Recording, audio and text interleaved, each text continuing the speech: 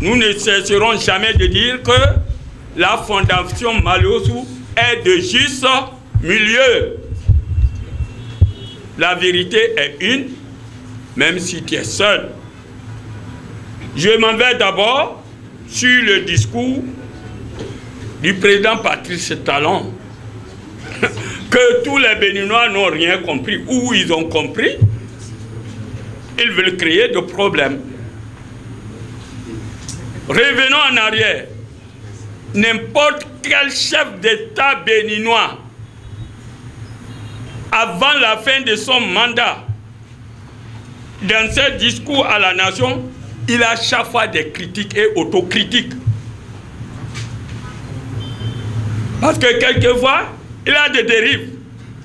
Nous prenons le temps du général Mathieu Kérékou pendant la Révolution. À la dernière minute, il a fait un livre, les choses arrivent. Il s'énerve. Il dit, nous marcherons sur les cadavres pour chercher les vivants. C'est le dernier moment, hein? Avant que vous ne faites la conférence des forces vives de la nation. Après, la sagesse est revenue. Il est sorti, il a marché. On lui jetait les cailloux, on faisait tout. Il avait l'armée, il pouvait dire de tirer. Il dit laissez-les. Et après, la même personne, il a même marché sur les briques pour chercher du sable même.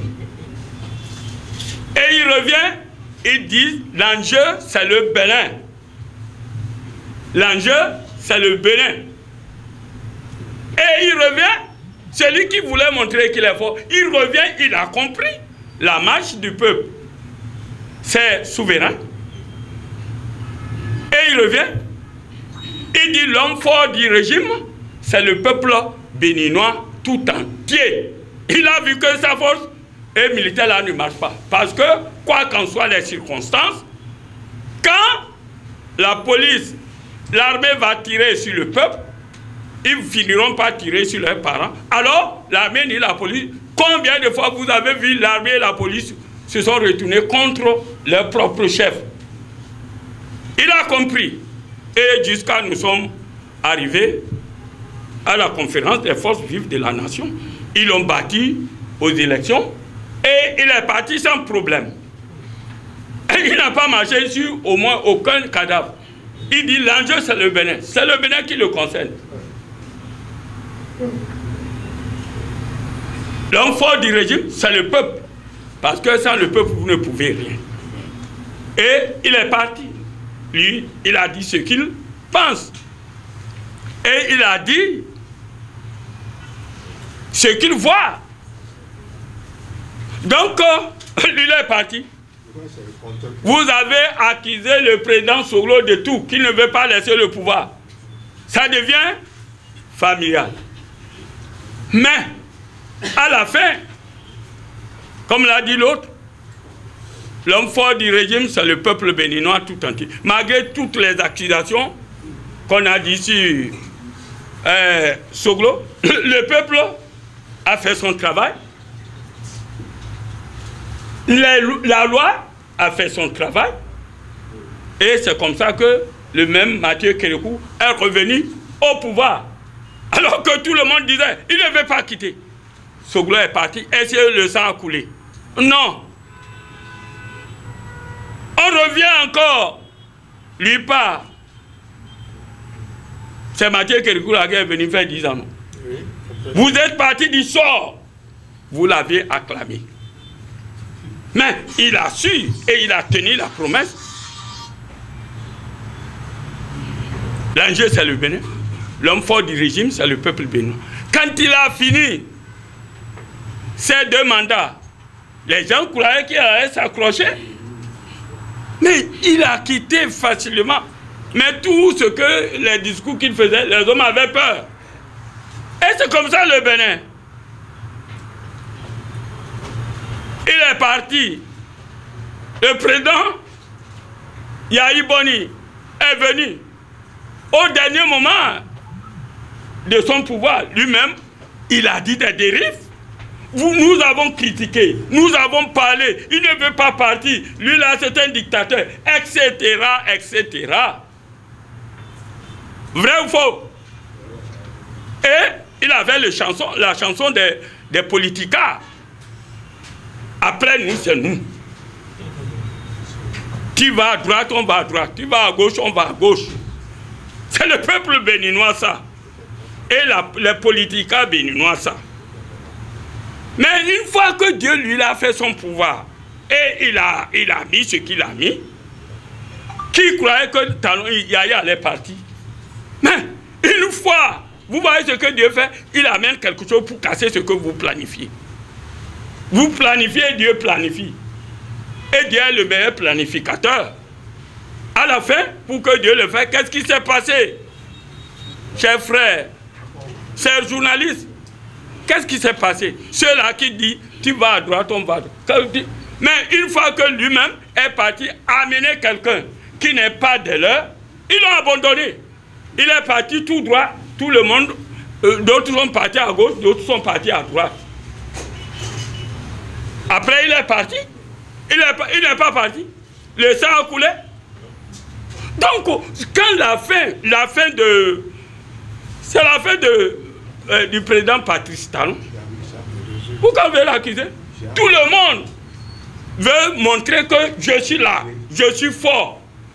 Mais celui qui prend le discours de Kérékou pour dire l'homme fort du régime, c'est le peuple béninois, il doit revenir sur ce peuple.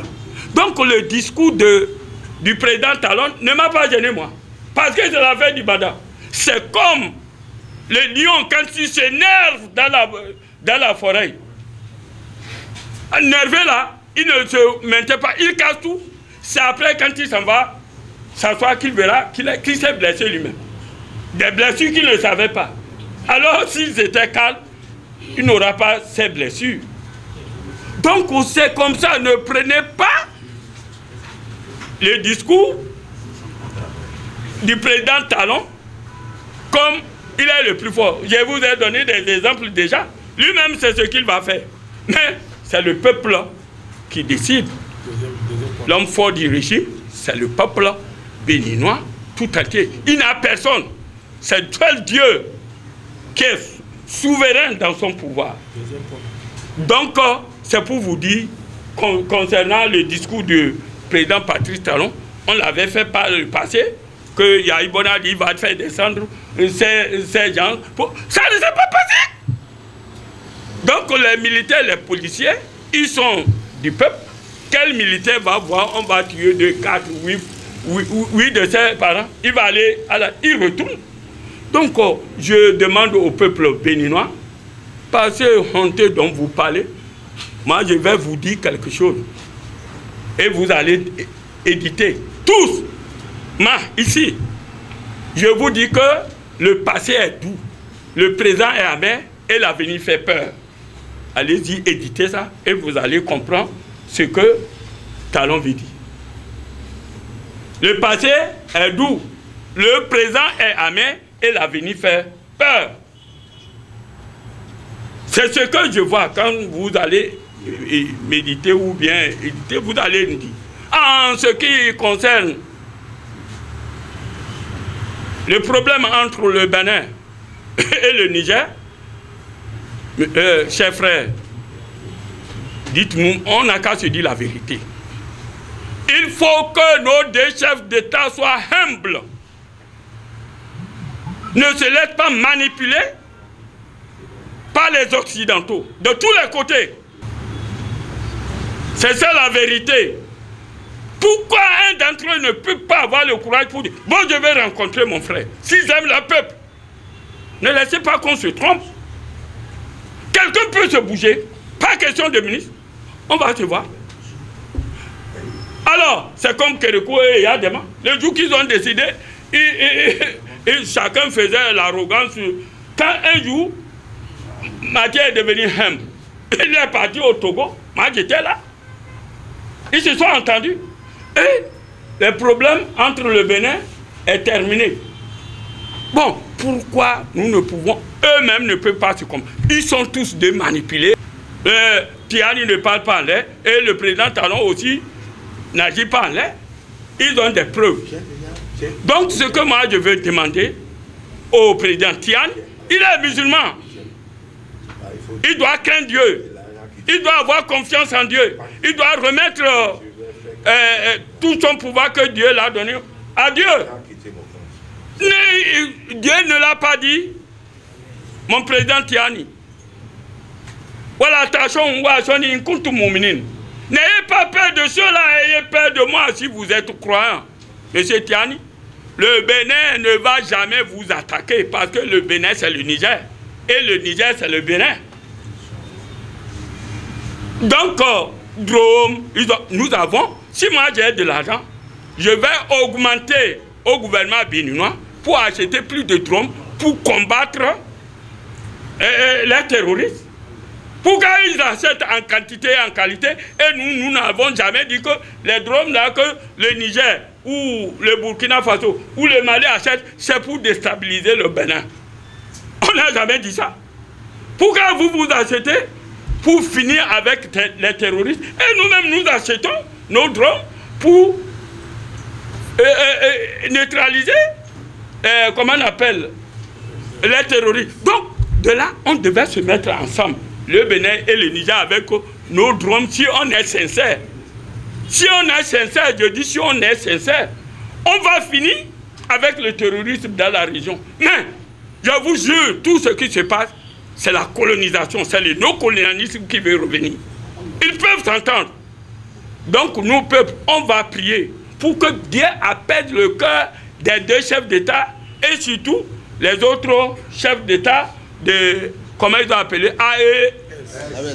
Voilà, parce qu'eux-mêmes, qui est con.